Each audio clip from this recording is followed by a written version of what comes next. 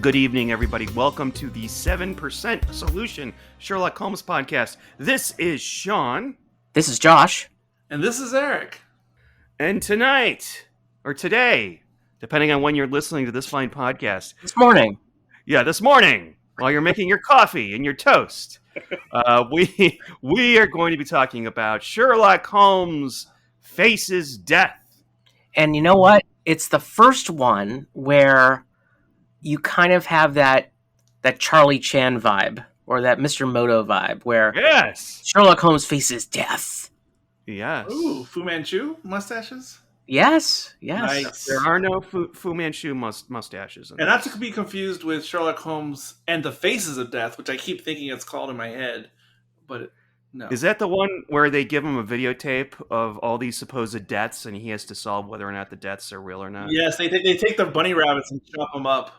It's either that one or the one with Zoannon. Yeah, there's the bunny rabbits that they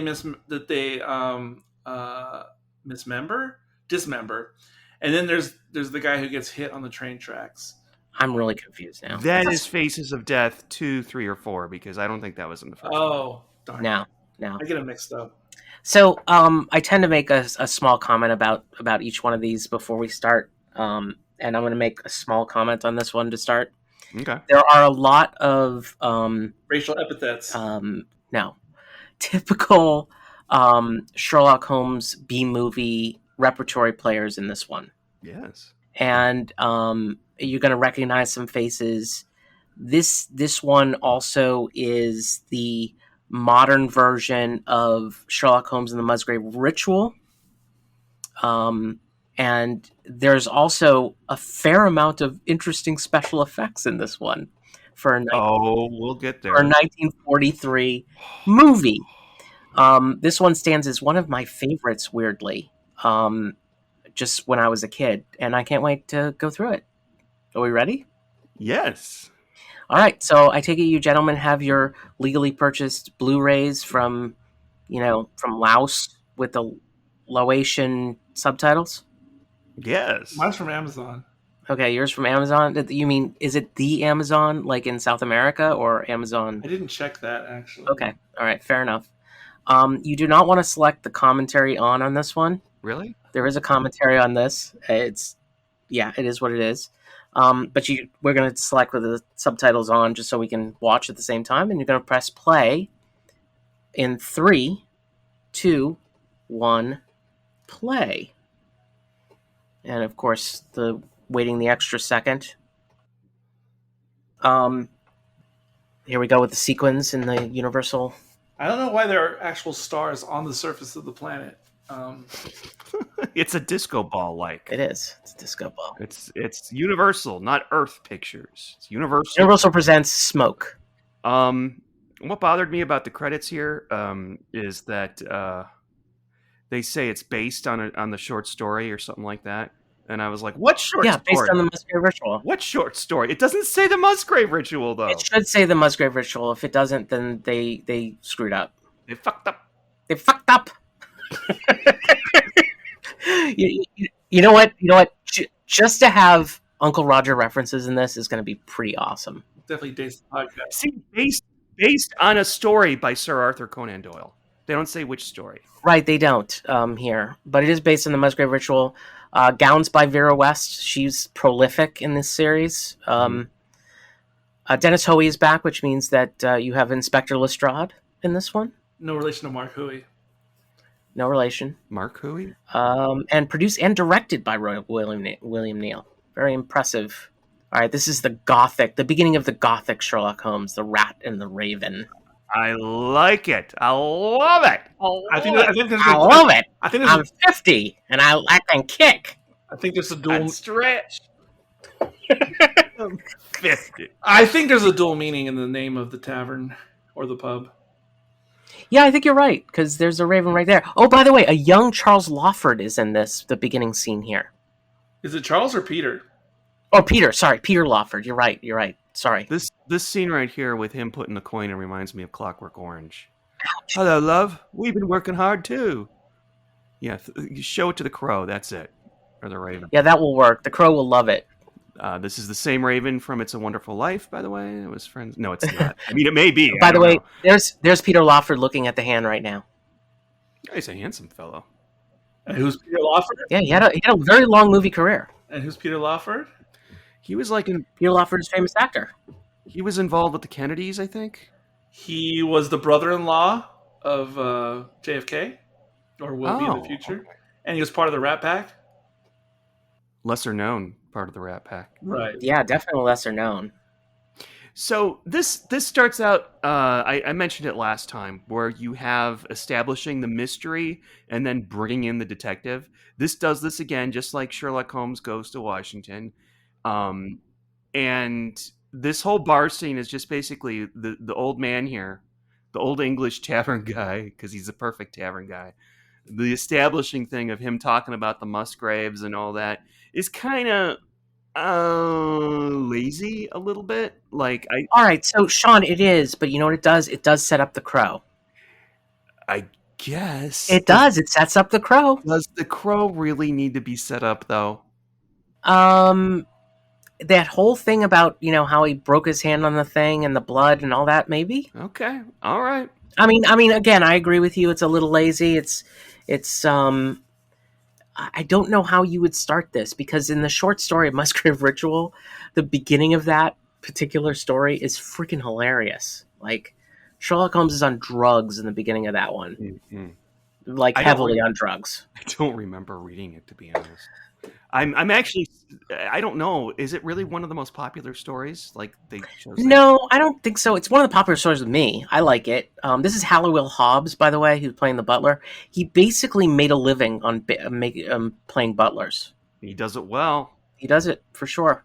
By the way, this house is used frequently in Sherlock Holmes. This house itself, this whole set, is reused several times in Sherlock Holmes. Also reused in many Universal monster picks. Yes. Yes, indeed. In fact, like, I always think about the music in Sherlock Holmes, that it feels like Saturday morning cartoons sometimes, because it just has like the same sound to it.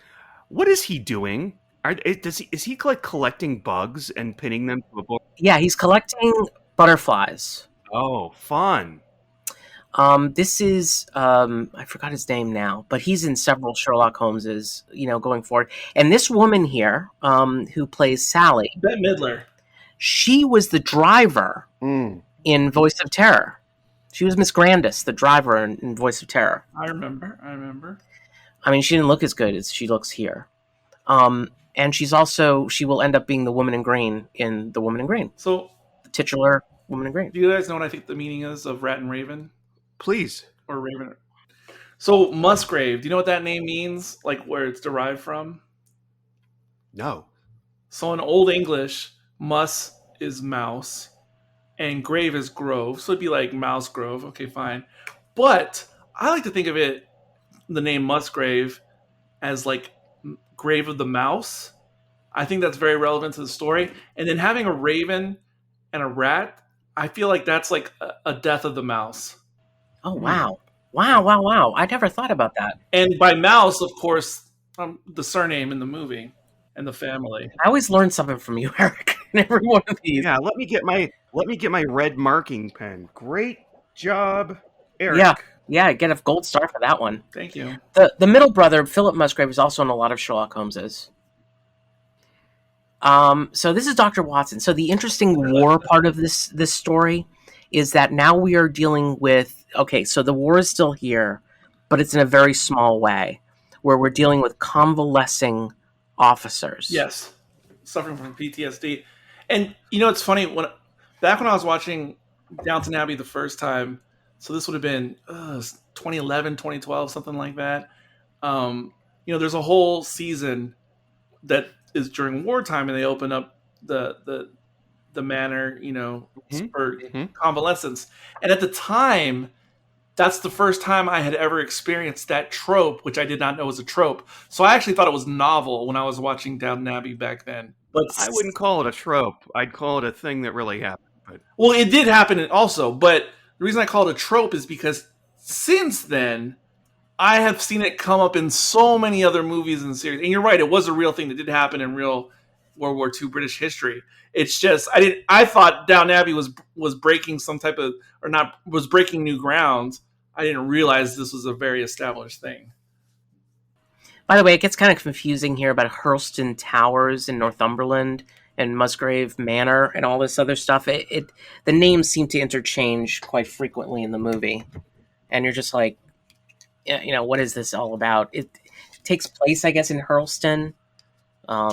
Anyway, I wasn't confused by it. But I will say, a thing I liked about this one compared to some of the others we watched up to this point is that it doesn't have like the spy aspect, spy thriller, which was interesting at first, but I was kind of getting tired of it. Yeah, this is more like a detective. Exactly, which is what I thought Sherlock Holmes was going to be like in the first place. I mean, this series. So that's why I like this one, because it is not doing a spy thriller. Yeah, so when they worked their way out of the war, they could get away from the British spy stuff.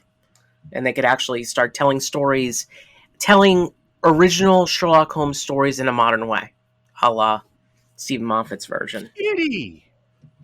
Yes, that kitty right now would be 87 years old. It looks like my late cat Shada. Look, he's very well trained, too, because he didn't do anything when this guy came through. Dr. Sexton came through.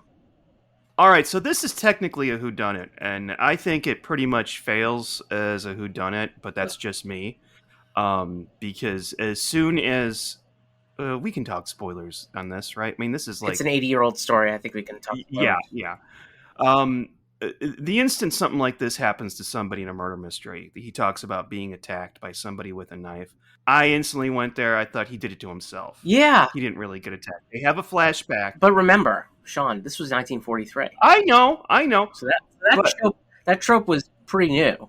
But wait. But how about like the recreation of his experience here? That's pretty good idea. Yeah, that's a good idea, because that definitely threw me off the trail. Mm-hmm. To actually, Agatha Christie did it a couple times before this. I think Rex Stout did it. I think even Ellery Queen did it. But you know what? To be perfectly honest, I don't know if he stabs himself in the story, because then you could say Arthur Conan Doyle did it first. No, there is no Dr. Sexton in the Arthur Conan Doyle version. See, I didn't remember it. And the Arthur Conan Doyle version really concentrated more on the relationship between Brunton and Rachel Howells, the other maid. I have to read it. Fuck. Oh, no. You know what, Sean? You do, because it's one of the more intelligent and thought-provoking stories that have been done. Yeah, I don't remember it. This is why... It's so good, man. It's so good. Watch the Jeremy Brett one. It's very good. We'll get there, perhaps, one day. Yeah, maybe we will. I'll tell you something. After watching these, I really do want to watch some of them Jeremy Brett ones. Oh God, I started as soon as we started watching these again, I started back up with Jeremy Brett and started watching them all again. The interesting thing about the clock striking 13, which is the biggest red herring of all, like it had nothing to do with anything. Yeah, that's true. Well, yeah, there's just all this spooky stuff. Yeah, it's all the gothic pieces. Oh, here's your gunshots to the wall. Different wall. It's not, though. It's not, because the gunshots are on the wall that is perpendicular to the wall with the door. No, you're right. In the earlier stories, the gunshots were in a different spot, but it's the same idea. Yeah, because one would presume he's done this more than once, like with different firearms and stuff. It's a VR, not just a V. And I like how she's worried about her plaster rather than the fucking gunshots that are as loud as... They're terrible tenants, let's face it. Now there's bullet holes in me plaster. I'm curious. My beautiful plaster. Was England open carry in the 1940s? I'm curious. I think Sherlock Holmes could have had a gun very easily. I have to admit, I was extremely pleased as a peach to find that he had combed his hair in this one. Yes, so we're back to the real hair right now. Yeah. I like the wavy hair. I know. No, sir. And look, he's got the better profile now. You guys are not alone, because all the reviews I've seen by other people, everyone hates the wavy hair. So I know I'm alone. I just think it makes him. The reason I like it is because it characterizes Holmes as like a disheveled person, different from all the normies around him. Eh, That's the only reason I personally like it. that's a great point, and that's a great topic of discussion because he's not a disheveled person. Look, and he looks so snazzy. He puts on a tie for breakfast, even though I think everybody did that. But if you look at the room and look at this gorgeous set and how much thought was put into it. By the way, I now that I mentioned, the sets in this are absolutely divine. Aren't they, though? One thing I never realized was that I don't know what I was thinking the whole time, that they were filming this in a real house. It does look like they're filming it in a real house. No Yeah. way. And I guess that was in the back of my mind. And then suddenly I realized watching this is what, the 6th episode that we're watching? Yes. I realized, there's no fourth wall. So it makes it like, a sitcom. We never see the wall that's to Sherlock's left on here. Actually, we do briefly. Doesn't he look in a mirror in that wall? Oh, there's a door over there. That's where the VR is and bullets. I don't know. No. Like on the other wall, there was a mirror when he was dressing up as Rajni Singh. Not Rajni Singh. In Secret Weapon, he's dressing up to go out and look for. Yeah, whatever. But they would either put a false wall for behind the mirror, or they would just put the mirror on a false wall, not part of the main set, to shoot it. Because it's obviously not a 4-wall set. Like, that's insane. And as much as I like the set personally, I never thought it was anything but a set. Sorry, guys. No, I never, for once, like, if you asked me, I would say it was a set. There's no doubt about it. I mean, okay. It sounded like you were like kind of. No. No, I still believe that Horror Fang Rock took place at a real lighthouse. So. Yeah, this is 99.9% sets, except for some exterior shots that they did in Washington. And even the exterior shots are filmed, are like stock film and stuff like that. The one of the Capitol was horrible. But, So, again, it's like Watson brings him into this case just by virtue of being there. And it almost makes you think like Dr. Sexton didn't realize that Dr. Watson is that guy, is, the one that associates himself with Sherlock Holmes. What a dummy. Hey, murderers make... if you go to a dinner party and some lady comes up and introduces herself as Jessica Fletcher, maybe you may not want to commit your murder at that dinner party. But they do over and over and over again, and they still get caught because they think that they're sociopaths, these murderers. Yeah. And they think they're not even Sherlock Holmes can catch them. What's interesting is the doctor's bringing his doctor bag with him. Yeah. Well, he works there too. This is true. Oh, that's true. No, you're right. He does work there. But no suitcases, though. I have to admit, I like how Watson is handled in this one because even though I liked the buffoon jokes about him, like him drinking the milkshake in the last one, he has more to do in this. He totally does, and he actually operates like a doctor does in this one. Yeah. This is the first time. I mean, he could have been an accountant in all the other ones. It didn't really matter. This one, he actually lays down the foundation for Holmes when Holmes arrives at the house. Yeah, so what's interesting about this pile of leaves is when I used to watch this with my dad, he's like, yeah, I had a gardener like that would just put a pile of leaves in front of it. Stupid thing. What is he doing here? This is so funny. Lestrade? He actually knocked him down. Yeah, I don't think that's... he always does this with his knuckles, too. It's so weird. I don't think that's accepted Scotland Yard procedure. I think that... Sexton should sue. And did you notice, you guys, that the chessboard that we'll see later is like clearly marked out in the floor? Well, it has to be because you wouldn't know where the corners were. I know, but it's like nobody came to the conclusion that looked like a chessboard, because it does. Oh, I wasn't sure if they marked it. I don't like for that exercise. I wasn't. You know what I mean? I didn't go back either to see if it was marked previously. I didn't notice. When you say marked up, do you mean that they actually had the outline? The outline. It's the outline of a chessboard. Oh, okay. I in my mind, they just put it there. Otherwise, it would be hard to do the exercise. Yeah. But if you're thinking like from reality or whatever, like why would it be like that? But it was designed like that on purpose because of the riddle. Yep. In fact, if they stop not the riddle, the speech, the Musgrave speech, the Musgrave ritual, if they stop that, or if they redesign the floor, it would just be completely, nothing. It's weird that he comes through a curtain here.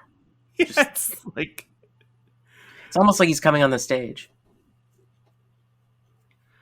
I thought at first that the guy playing Philip, he's the one in the background. No, yeah, it's Sexton and Philip here. I thought the guy playing Philip reminded me slightly of Richard Attenborough, star of Dr. Dolittle.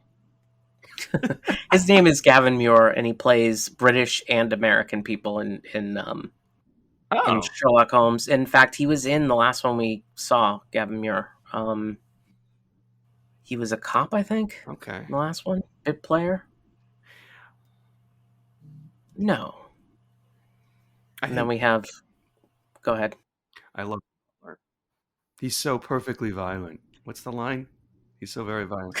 I love your butler. He's so violent. Yeah, there you go. There you go. If this was a play like at school, everybody would want to play Sherlock. I don't care. I want to play the butler. For reasons that will become obvious shortly. You probably know what I'm talking about. But yeah. I just love that character. Being in the boot? What now? Being in the boot? He wasn't in the... Sir. He's drunk as fuck throughout this entire fucking thing. And this lady clearly needs something. She's got to fix her neck. That drove me crazy. Well, the Rachel Howells in the actual story is a young woman, and so is Brunton is also a young man. So it's a little bit different in that regard.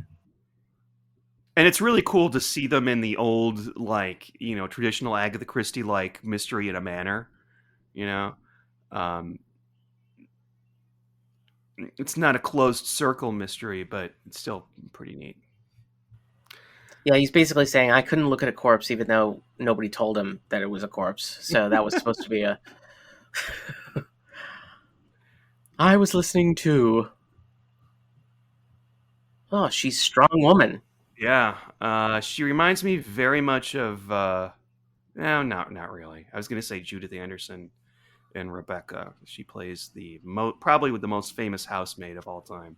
Well, she reminds me of Judith Light of Who's the Boss fame. No, I'm just kidding. She played a murderer on Poker Face. Yeah, she did. Yeah. She sure did. Not one of my favorite episodes, but not one of my favorites either. But whatever. Oh, he's gonna go meet the patients now. This is great. So we're gonna first meet Alfred Pettibone. Oh dear. Yep, we're gonna meet Alfred Pettibone, who is, obviously playing another character. Oh, no. We're going to meet the knitting guy first. This is Alfred Hinton, I think his name is. Knitting? He's like, I don't want to talk to people. I'm going to pretend to be asleep. That's. I do this all the time, by the way. This is a mark of what I do. It's like, I was just taking a wee nap. Captain Macintosh. Yep. And some say he's witty too. Josh, I mean. He's a witty little knitter.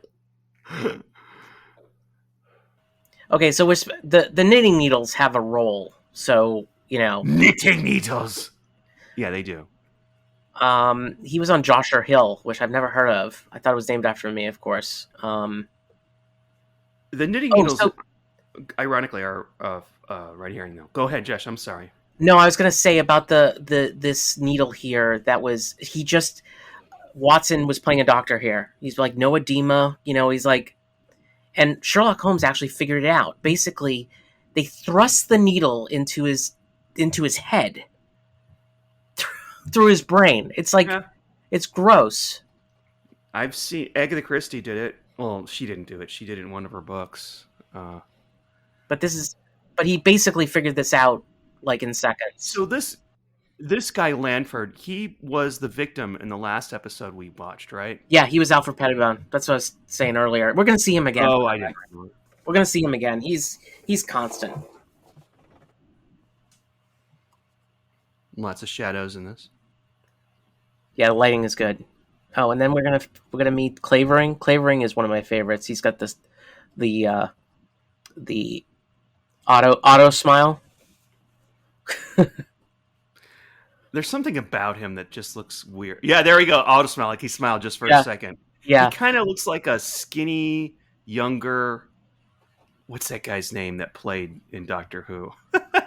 What's this? Nordal. What's his name? Oh, Nardole. Matt Lucas. Matt Lucas. Matt Lucas. By the way, we're going to see him again in The Spider Woman, and he's kind of creepy there too.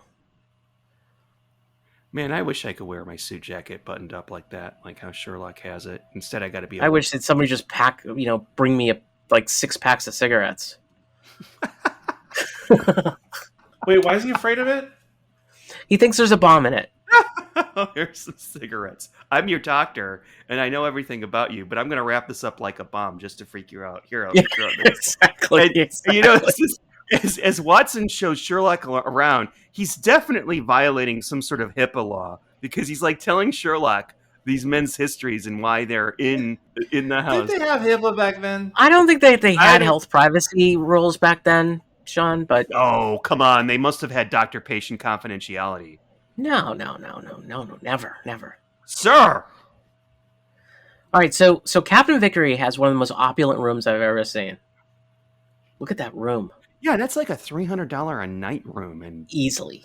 Oh, let me draw the drape. Captain Vickery, here's your tea. If it's cold, don't kind of rude. Oh, he's not in. Let's go in anyway and look around while he's not there. Yeah. He fancies himself a poet when he's drinking. So do I, by the way. I fancy myself a poet when I'm drinking. Let me clutch my lapels like I'm smart. Like I'm William Hartnell.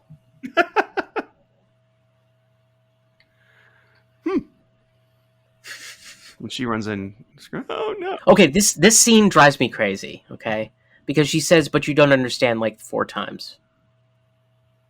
Jeff and Pat, you gotta get a grip on yourself. You're hysterical, lady. I really love a lot of the fashion, especially for men in the 40s. I was going to say, I like her hair.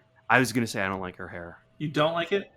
That hairstyle usually doesn't, stick out for me, but this is extremely rude. I hate saying shit like this because it's... Well, it was 1943 after all. I mean, Her forehead is too high. I'm sorry. I said it. Well, it's because of her hair. If she had bangs, you wouldn't even notice. Well, then give her bangs. Awfully funny. Awfully funny. I am fine with her forehead. That's just me. Okay. It's like the men have to come in and... Yeah, she looks like the comic strip Blondie to me. Her forehead is so high that if they close LAX for some reason, they can use it for a landing strip. I disagree, folks. But you know what? It doesn't matter because for the purpose of this story, she's dead. The problem with this actress was, or maybe the problem with the actor, when you meet Captain Vickery, which is a great name for World War II, Captain Vickery. Mm-hmm. Oh, I didn't catch that. Okay. When you meet him, you're going to realize how short he is. Yes. He's actually really short. Yeah, I think it's about 5'4" in real life. And the woman who plays Sally is taller than him. So what they have to do is they have to put him on like phone books in order for or something of that nature. Look, he's standing on something right now. Yes, he is. Well, yeah, he was much shorter than like everyone in the movie. Right. He was very short. So they literally every single time they have her and him in the same shot, he's standing on something. Well, they also do it with him alongside Holmes as well. Actually, in practically every scene of the movie, even when he's seated. He's quite the rake as well. Do you know where else the actor who plays Vickery is known from? Is it playing a gangster? Because that's what he looks like. He looks like a gangster, like James Cagney, kind of. Nope. Certain popular Western series. Gunsmoke. There you go. He was Doc Adams in Gunsmoke. Oh, okay. By the way, he also looks like he's like 20 years older than Sally. But whatever. I know. I was thinking that, like, oh, this guy must be really hot. And then when they actually show him, I'm like, That ain't nothing, though. I mean, especially in the 1940s. I mean, the age differential. He's got the pattern baldness going. He looks like he's in at least his Vickery has upper 30s. Oh yeah, for sure. But I'm saying that's neither here nor there in the 1940s in a movie. The scene of Langford with the stupid rope around him is so funny. Yeah, those 3 guys. He's really taller than her now. He had to step off the thing, so went out of frame there. Exit through the curtain, the mysterious curtain. Give her a sedative so we don't have to deal with her anymore.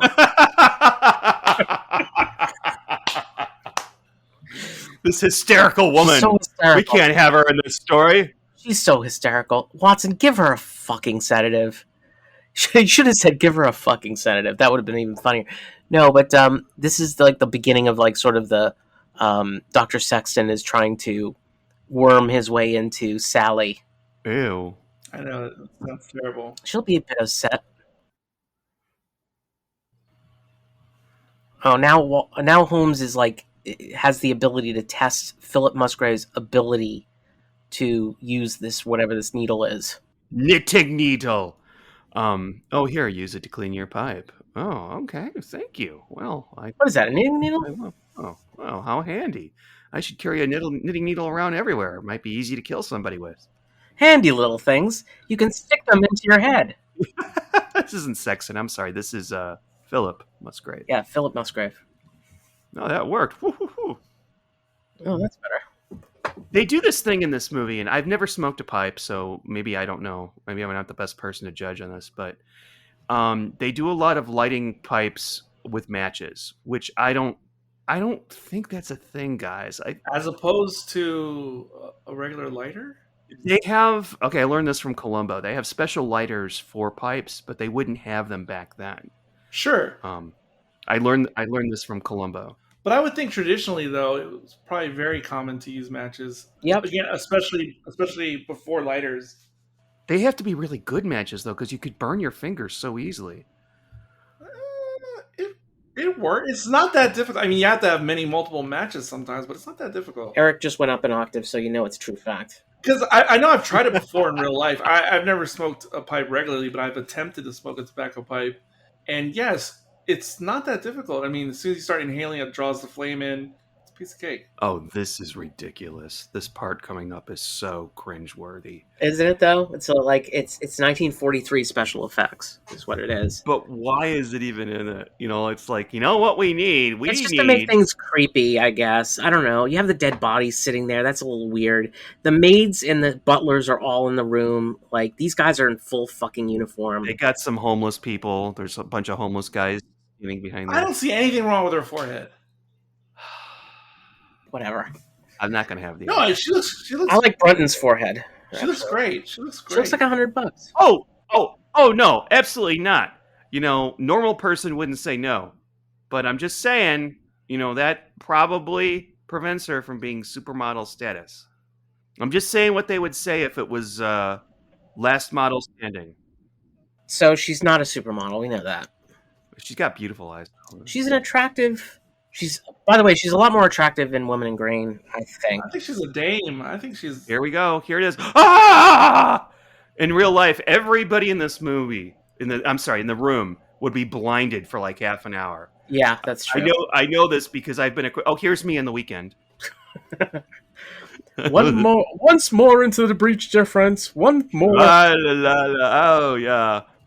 That's classic. It is. Yeah, everybody in that room would be blinded. Somebody would have to go to the hospital. Others might be... Holmes and Sally would be deaf. Yeah, the cat comes back. It's a good kitty. Look at it's a good kitty. He's a black kitty, just like my kitties. That's funny. I didn't even think about the lightning. I just thought it was a dumb special effect, and it doesn't have any value. Okay, she's gonna stand behind that thing, but you know that the bottom is so clearly. Why do you think that's a good hiding space? Yeah, lady. Yeah, she's clearly never tried to hide in a toilet stall. Because that's the key thing. Yeah. I don't want to hear about your past exploits, Sean. She's like the mayor in Blazing Saddles. I don't know why. He's even looking under there. This is the most annoying rocking chair ever, too. So he had 4 beers and he's that drunk? I never saw a spring rocker like classical antique type furniture. Oh yeah, yeah. It's an old thing, but this one came off the Universal lot. Of course, he just took his pipe out of his pocket. I'm assuming that the tobacco must be packed in nicely for him to just leave it in his pocket. Yeah, definitely. You're saying it's not imported from the UK, the chair. No, all these actors are imported from the UK. I thought they came off the Universal lot. No, I've seen chairs like this, and no, I believe you. It's my own ignorance. I've just never seen one. And I wish that I could get this drunk off of, what is it, 3 or 4 beers. Is that what he had? I think he was drinking hard alcohol. Really? Yeah. Even though it looked like a little highball glass, it was, I don't think it was beer. I think it was the good stuff. They look like beer bottles, but I don't know what hard liquor was stored in back then. So Look, it looks like a glass of water there. Well, vodka looks like water. Does it? Really? Okay. But I think like that glass is just a glass of convenience. I hate that. Is that beer? Is that beer? I see a little carbonation on top there. This isn't really important. Oh my! No, it is important because it's something I didn't notice. A glass of convenience. That's the name of my 6th album. Never mind. Oh, fuck you. I listened to this used to listen to this podcast where this girl on it, like every 5 minutes she would say that, and it drove me crazy. Well, that's a parlance of a certain person that we've podcasted with in the past. Oh yeah, I know. But... Farewell, a long. By the way, there's the picture behind there. That's of Hound of the Baskervilles. That's what's his face. Oh. Actually, it looks like the king. It looks like King Edward V. Of course. Now, if you're a butler in real life, well, no, this is a stupid question, stupid statement. I was going to say, when do you get to drink? And aren't alcoholic butlers kind of a trope?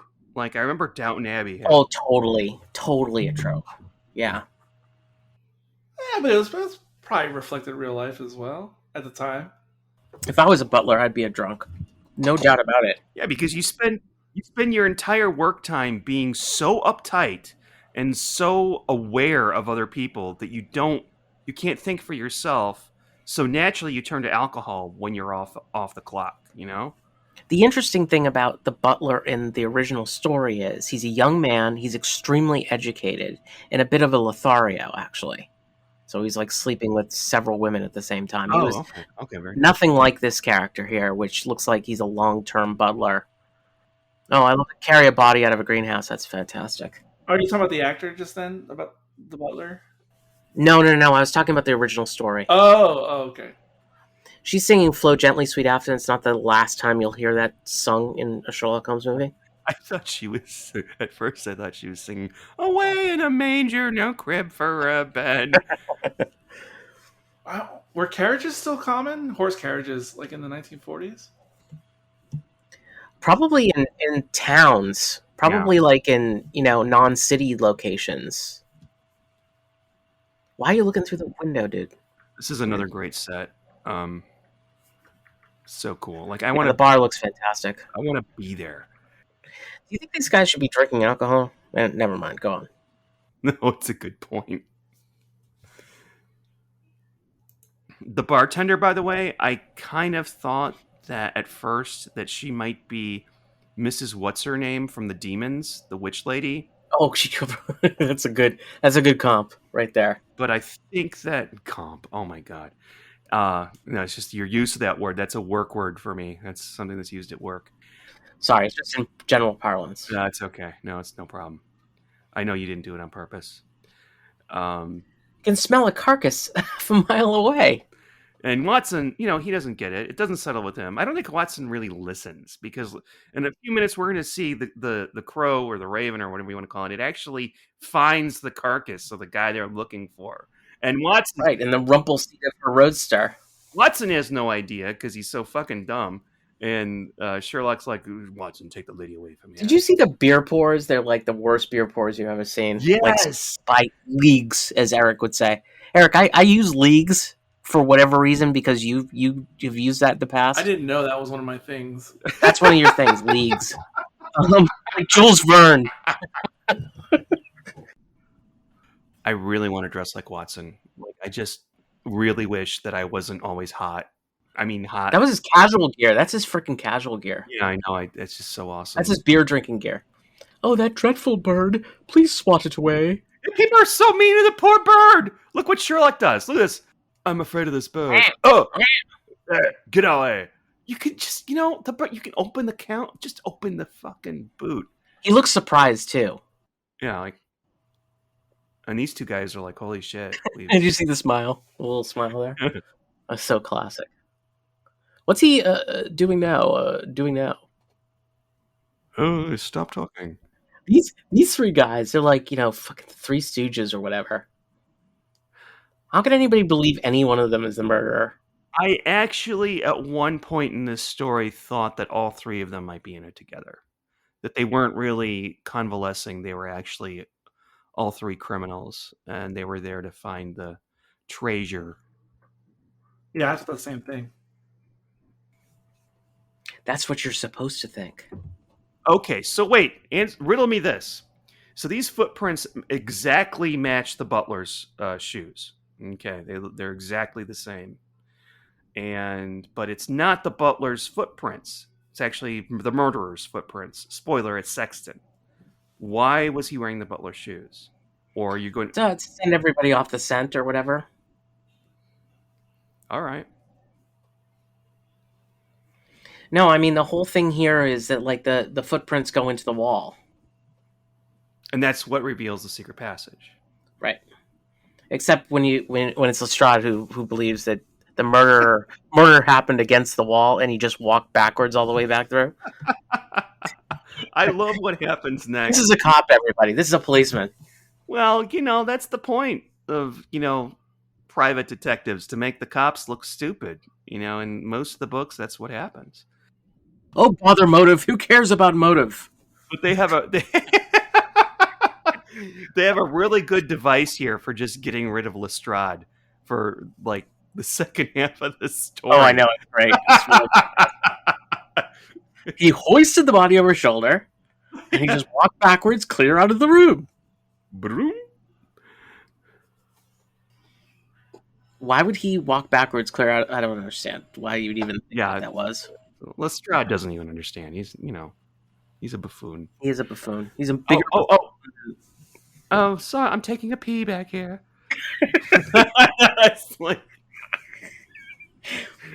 The funniest part is, like, she couldn't get out of the way when he was near the wall. Like, just like, I mean, she must have heard him through the wall. She'd have been like, "Oh shit, he's coming!" and then, like, run off. And Lestrade, send him in. Yeah, you'll get lost. It's so funny. She'll get lost. Oh, good.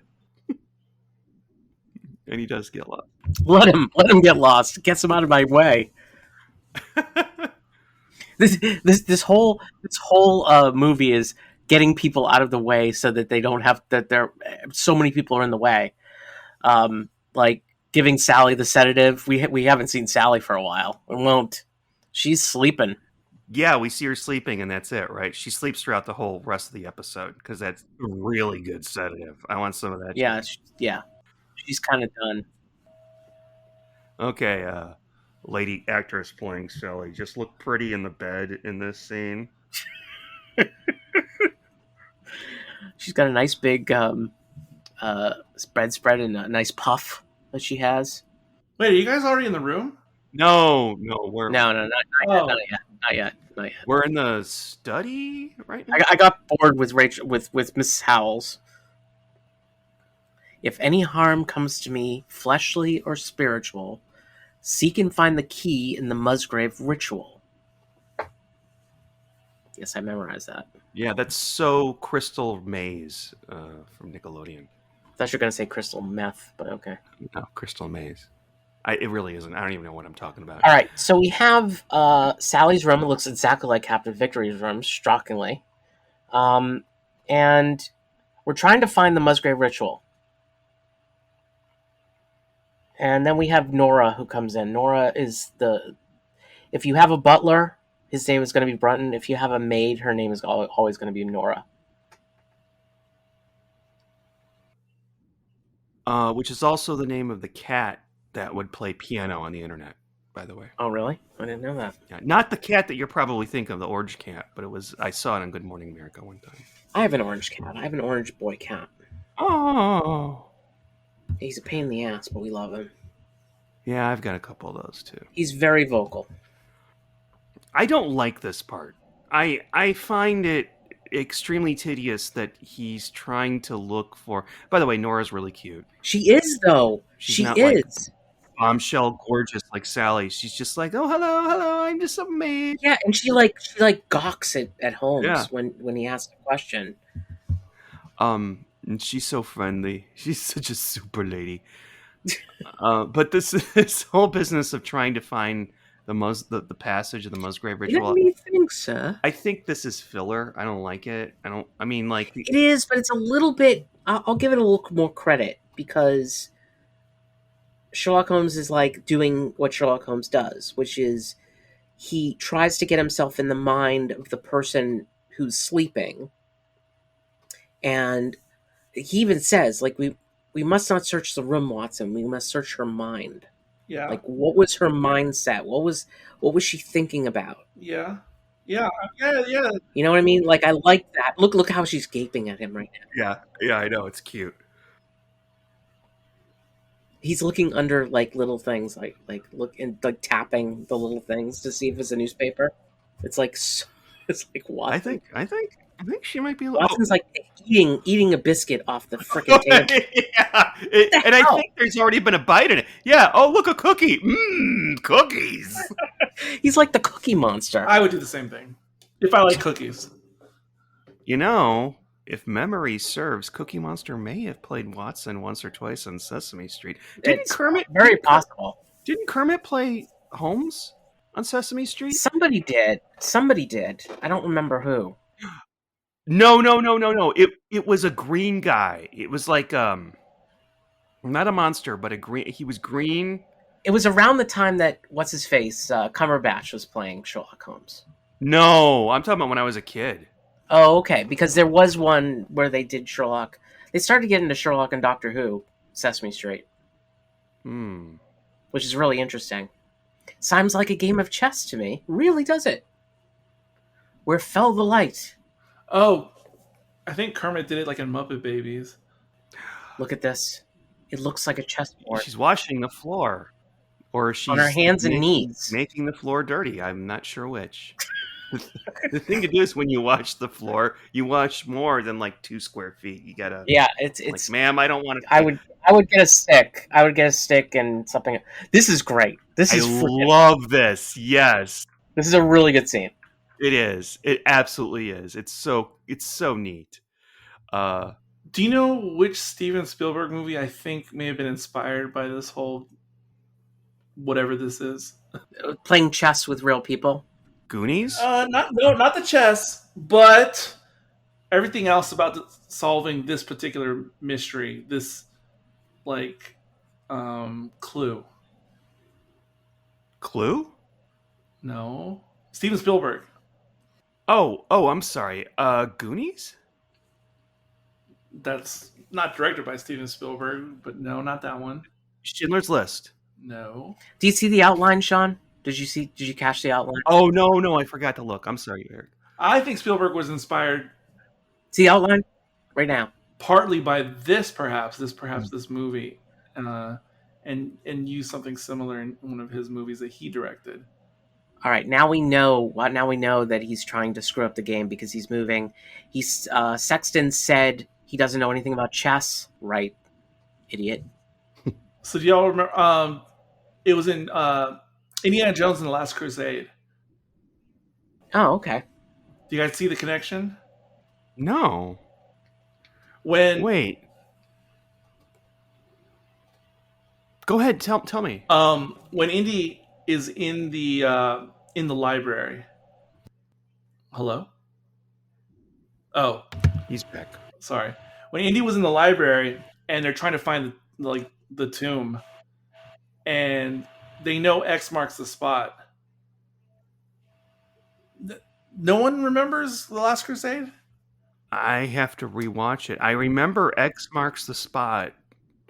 Yeah, so they're looking all around the library for the X. They can't find it. They don't know. But then Indy has an idea, and he goes up, I think, some stairs or something to get like a bird's eye view of the space they're in.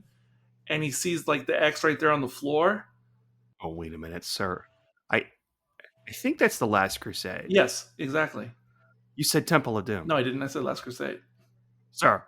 He did say Last Crusade. And so they break the tile, and below the tile. There's catacombs, but it leads to the what do you call that? The crypt with all the rats. Yeah, the crypt. Yeah, but like, yeah, it's the same concept here.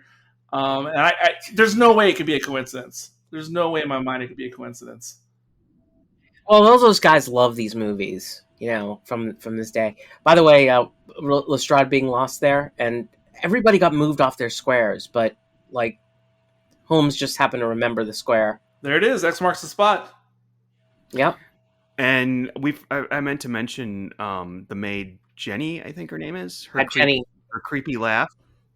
Yeah, but Watson was being creepy with her. So. Yeah, it's true. I'm like, wait, dude, you're off your square. You're gonna miss your space. This is a good clue in mysteries. Whenever something's been dusted, that means yeah, exactly. Or I mean, it might have been already given away by Sexton saying, "What is that? King's Bishop 3?" After he said he doesn't know chess. Hey, I didn't catch it. It's a good. You clue. didn't catch that? It's a good. Oh my clue. god, it was. Yeah, it was like I didn't even at the time when I watched this the first time. I didn't even know what King's Bishop 3 meant. Clavering, you have your sound detector. Like, how does Holmes know he has a sound detector? No, he had it like throughout the movie. I mean, I know, but not in front of anybody. What is a sound detector? Like, does he have bad hearing? What is? Can't he? No, it detects the sound from upstairs like perfectly. He knows where she's standing. Can't he sort of ballpark it because it's way far away from where he is right now? He is ballparking it. They're in the right spot.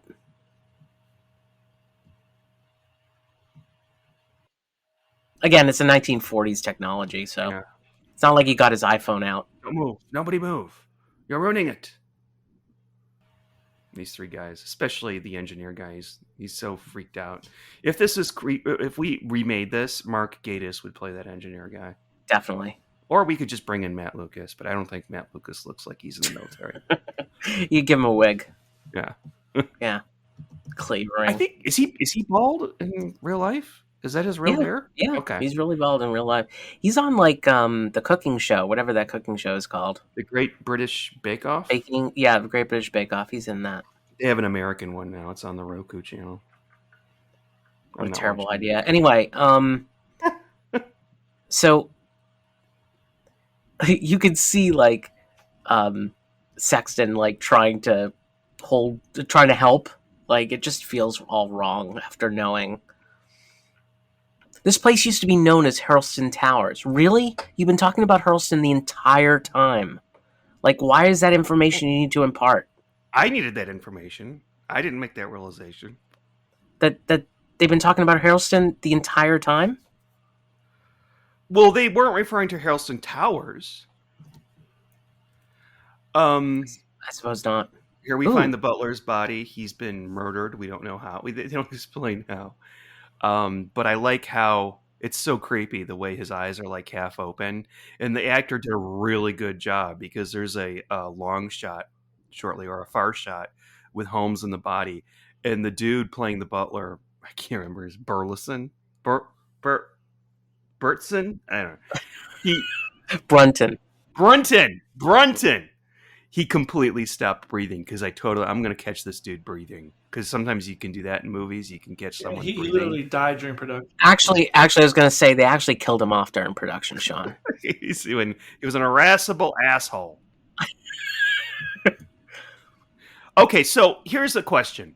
Mm-hmm. So the killer kills him, but doesn't take this box with the deed in it. Why? The reason is because that he had to go find that later on. Okay. Couldn't find it right away. He needed to introduce himself to Sally in a different way and then find this later. It's not This was a big secret. This was supposed to be, I mean, she even mentioned it, Mrs. Howell. She said that a Musgrave murdered his own brother down there and all this secret got lost. But once they smell something stinking from below the floor, they're going to go down there and they're going to find the body and they're going to find the deed. That's a good point, but I think that he felt like he still had a shot of not being fingered. I can't believe I just said that. It's okay. Not being shot, a shot of, because he was his major issue is that he's a giant egoist, right? Uh-huh. He's incredibly egotistical, so he felt like nobody would ever think that he did it. So it might have been blamed on somebody else or whatever, and he would go find it later. Who knows? Who knows what the thought process is here? I can go with that, sir. You've just done okay. All right, that sounds good. Sounds good. That sounds good. Sounds good. True fact. True facts from Eric. This same set, was previously used in 1931's Dracula. That makes sense, doesn't it? That Wow. they reuse it for this? Totally overrated movie, by the way. Never liked Dracula. I like Bela Lugosi in it, but other than that, it's boring AF. By the way, the look on her face is strange, considering the fact her husband or her boyfriend just died, and she's just kind of... There's nothing about his death that has bothered her at all in any way, shape, or form. It's kind of a horror movie look on her face, and here's Lestrade emerged from the walls. Okay, so by the way, this is not the only time when they make up the fact that they're leaving and they're not actually leaving. Although he doesn't tell Watson. That's good. That's good. I like, and plus, Sherlock knows that whenever he tells Watson to stand guard with something with his gun, there's the rope. Watson's just going to fall asleep, as we'll see. We've seen him do it before. I have men to orders to shoot if necessary. What? What is this, Texas? Shit, bad joke. There's been another shooting today, and Watson actually, yeah, there was, and Watson actually, at this point, like, they have Sexton go upstairs and like, your job is to be near Sally and make sure she's okay. Also, Watson is possessing an unlikely firearm for this time and place. He's gonna fall asleep. I mean, it's a perfect scenario for him. He always seems to fall asleep in chairs. So Watson has what would have even been an antique in the 1940s. That right there would have been a revolver from like 1870, 1880 America, and it wouldn't have made sense in this setting because he wouldn't have been able to get any ammo for it in England in 1940. What are you, like Chum Lee from like the History Channel? How do you fucking know that? I did research. Chum Lee. I did research. I'll give you $10 for it. So it's a bit accurate. This is Pawn Stars, everybody. We're gonna do our Pawn. By the way, we need to do our Pawn Stars commentaries too. Yeah. My mom was in the hospital, and she was all hopped up on steroids, and that's what she watched all night long was Pawn Stars. Steroids or steroids, because she had pneumonia and asthma, and I watched some of it with her. And Chumley actually lost a bunch of weight there. He did. They all lost weight. All of them did at some point. One guy came in with the first Batman comic. He wanted $250,000 for it. And of course, they're like, "Oh, I have an expert right here. Actually, he's in Houston, but he'll be here in 3 minutes." It's pretty classic. Some dude appears. I wouldn't. It's sold for $150. I wouldn't give less than. It's like, you're not supposed to say this in front of the seller. This is great. This is. I agree. This is one of my favorite scenes in this whole thing. Comic scenes.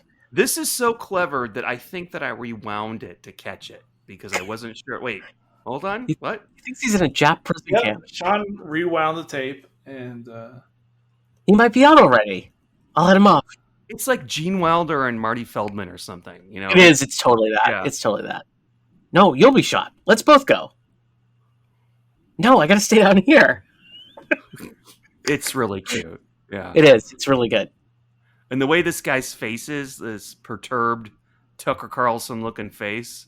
I don't know what. Remember, Clavering, while I go by this curtain.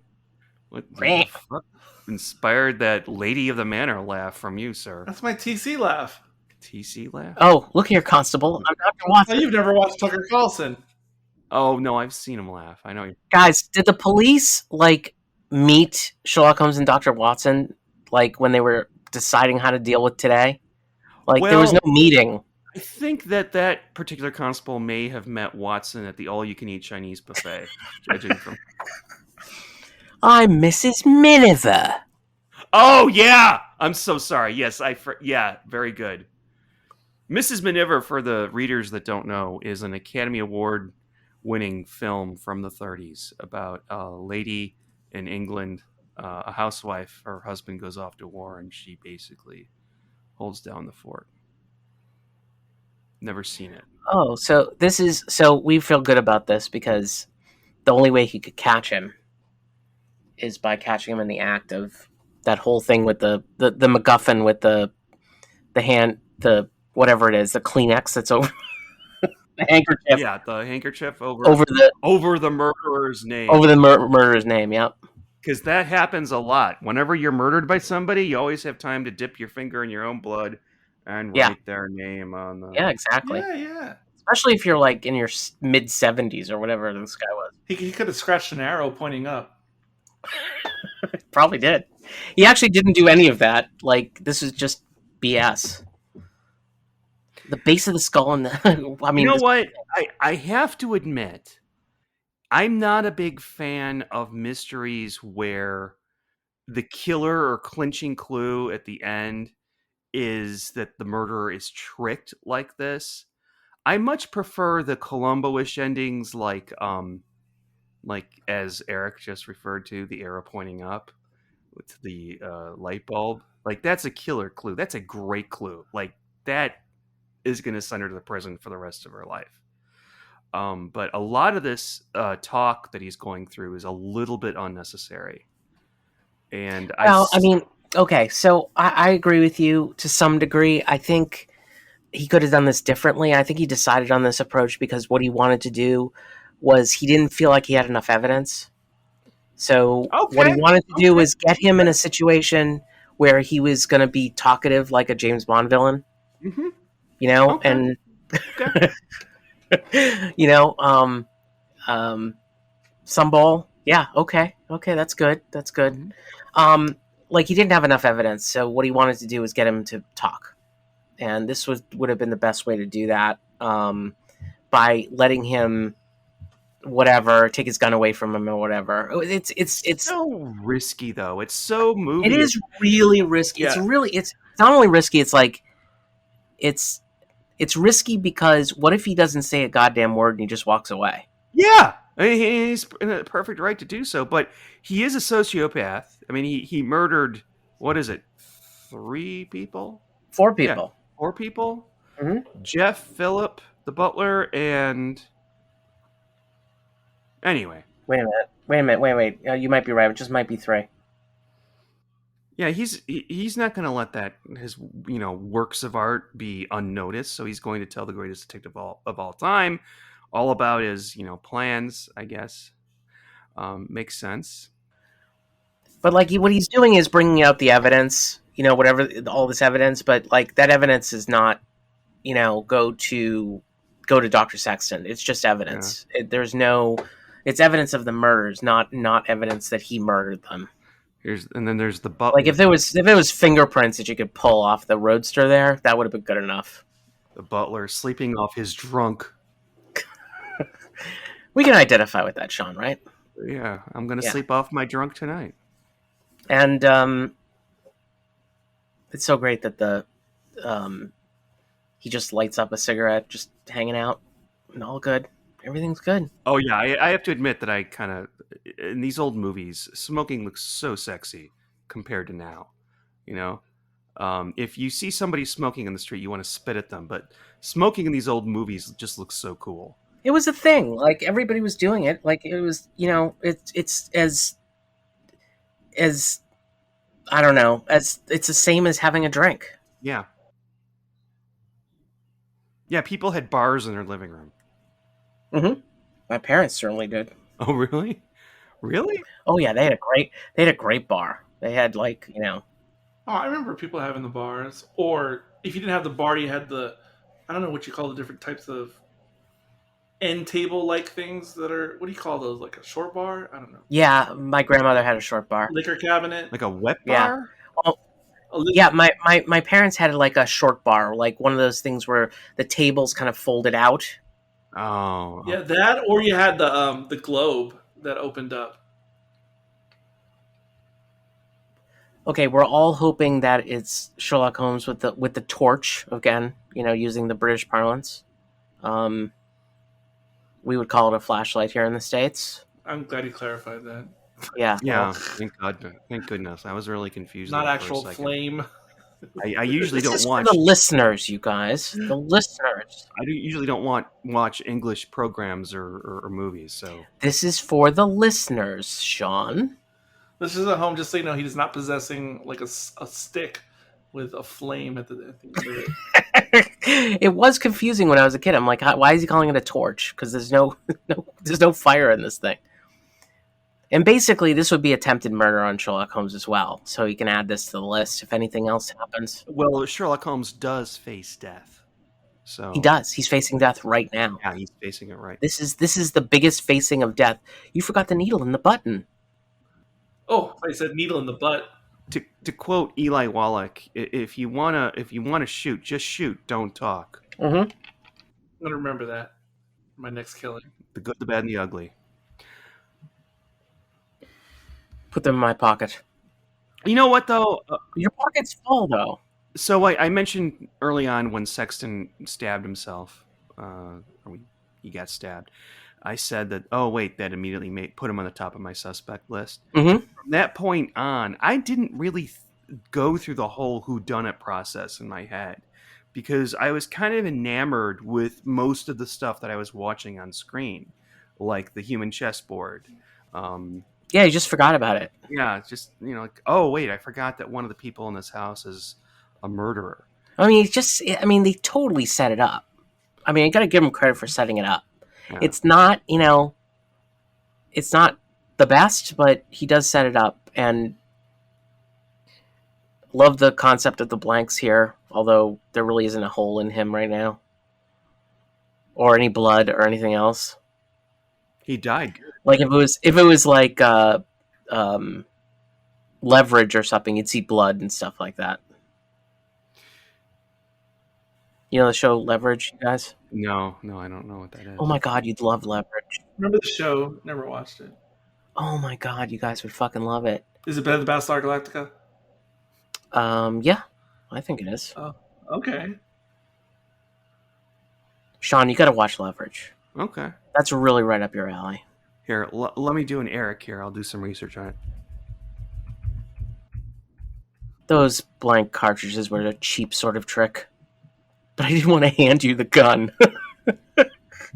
You know what bad guys always do when they run out of bullets, or in this case blanks? They throw the gun because that's going to help. Yeah, they do. He did that, didn't he? Did he throw the gun? Yeah, he did. Yeah.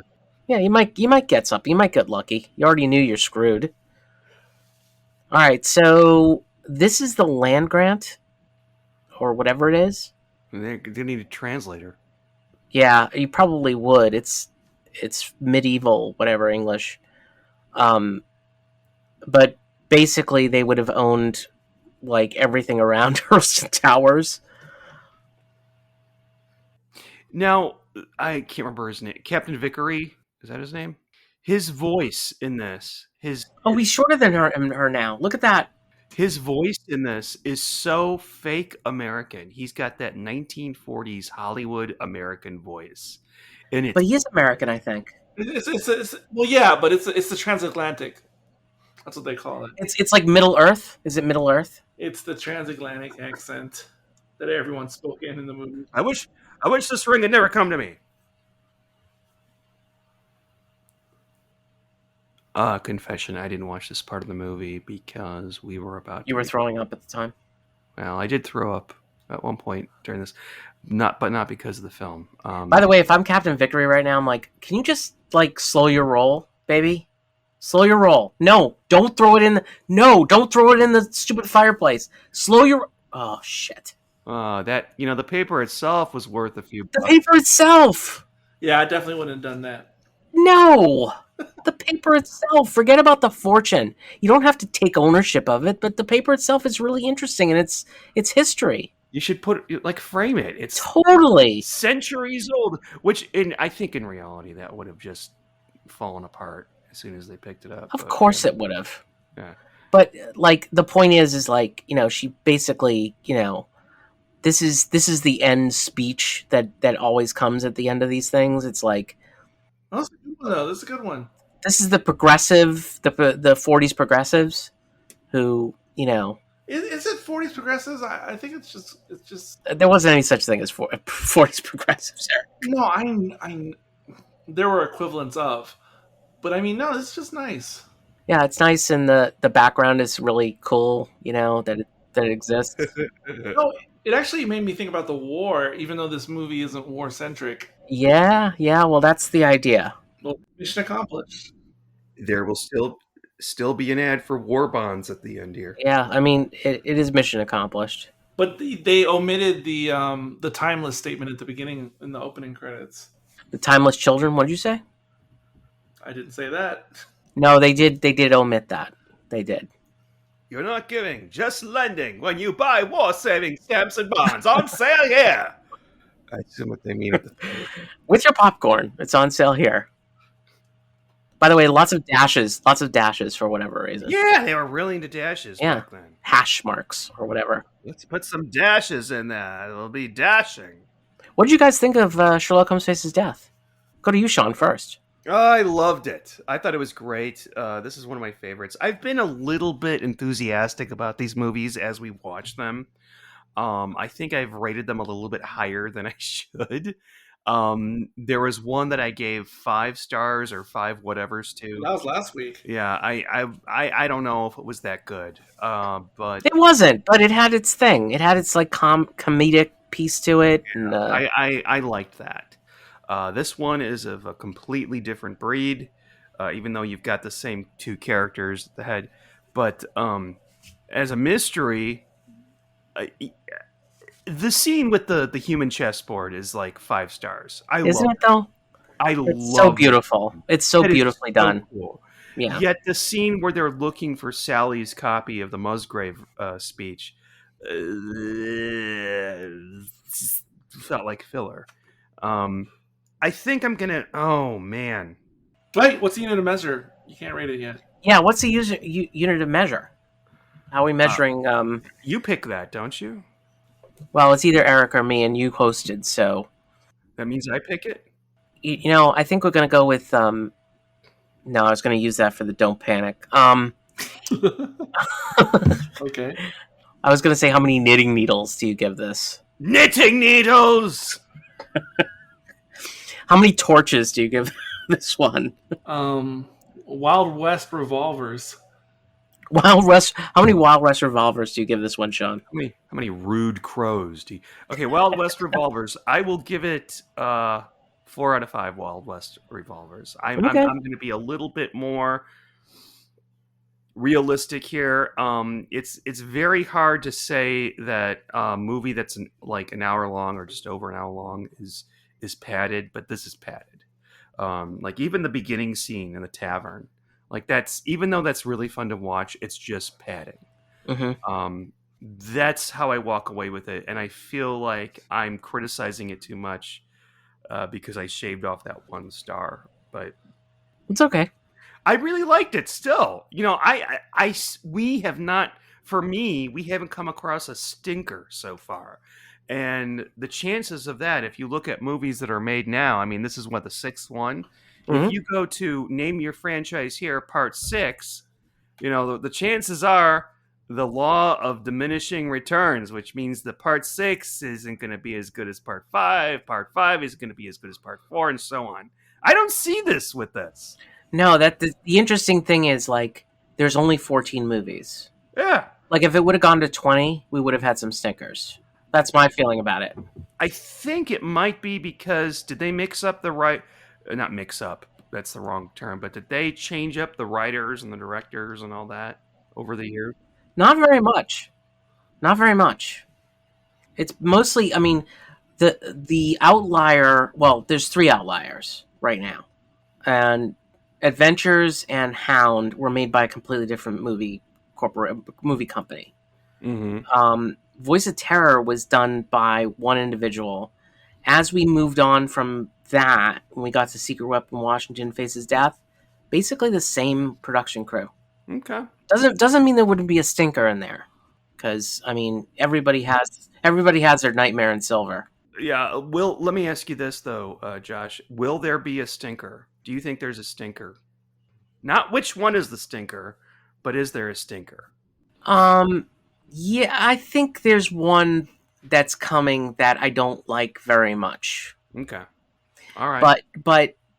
But overall, it looks like it's sort of hitting its stride right now. We're in the time when it's hitting its stride. It's kind of moving away from the war, going back to mysteries, and as we move forward with that, like it starts to get better. But there are some. It runs out, let's say, at the right time. Okay. All right. But at the same time, like, I can find good things about all these movies, but there are certain ones of these movies I don't like as much. Okay. Good. So Good. Okay. Good. Eric, what are your thoughts?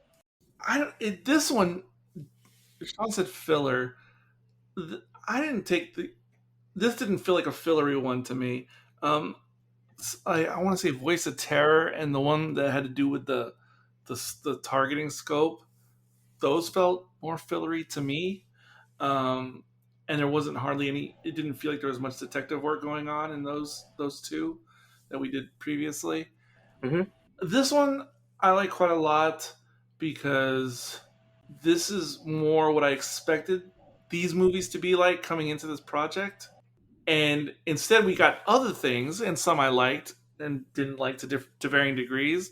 But this is what I was expecting, a tale something like this. So I thought, oh, finally, like we're 6 in, and it's finally kind of like this.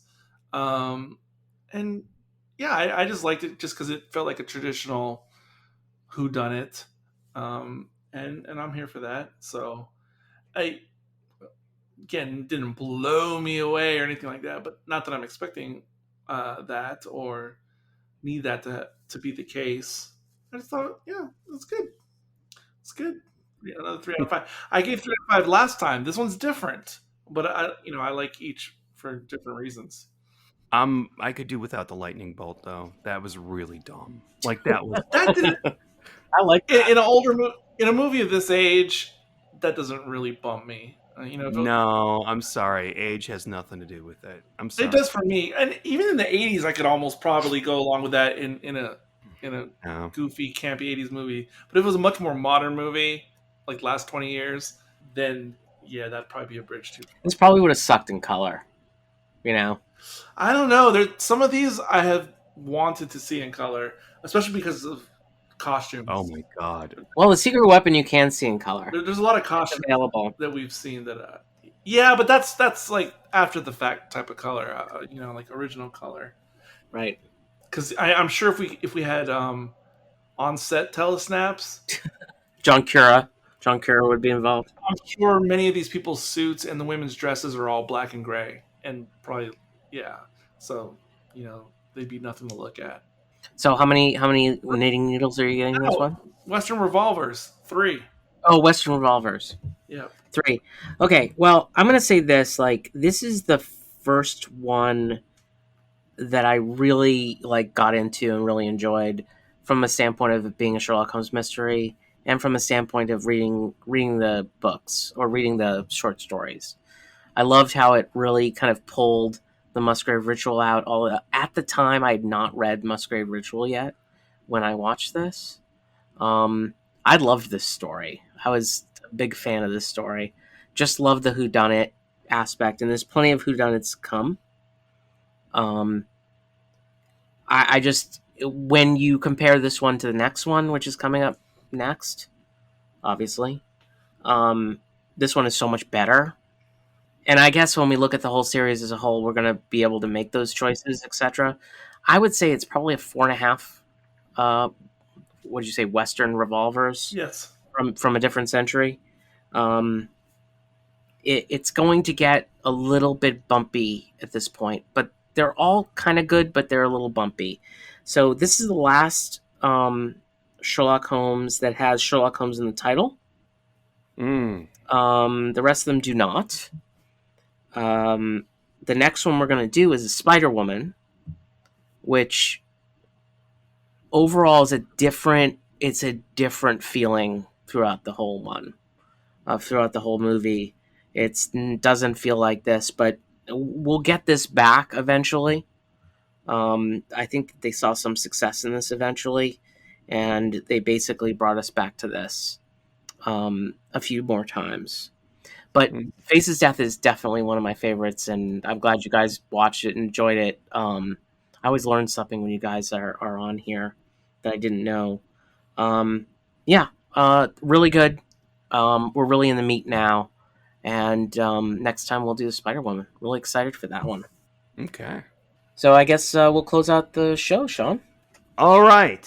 Thank you for joining us for this very, very special commentary. I have been Sean. I have been Eric. And I've been Josh. If you're trapped in a house with a sociopath murderer, don't panic.